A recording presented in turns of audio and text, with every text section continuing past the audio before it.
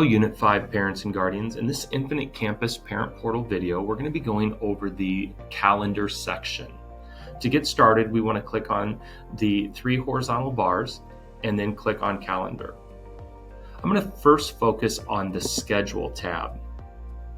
Anytime that you see that there is a dot on a date, you will get a notification over on the right-hand side. So if I were to click on September 6th, that is Labor Day.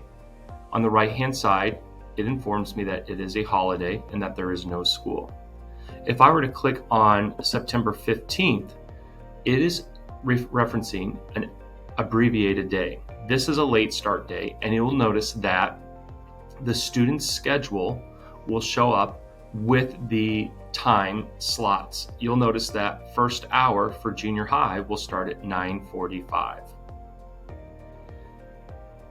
I'm going to go to December, and you'll notice that there are several dots that are marked from December 20th through the 31st.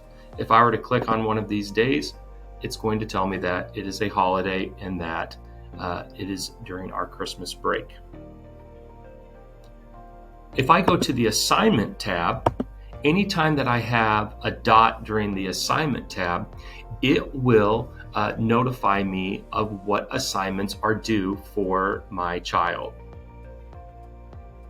Attendance. If I click on the Attendance tab, anytime that there is a dot on a date, it will reference whether or not my student or my child was at school or missed part of the school. So if I go to September 1st, it will give me a breakdown of the hours that my child left. In this case, my daughter plays for the softball team, and they had an away game. So she was gone 7th and 8th hour, and it tells why she was gone.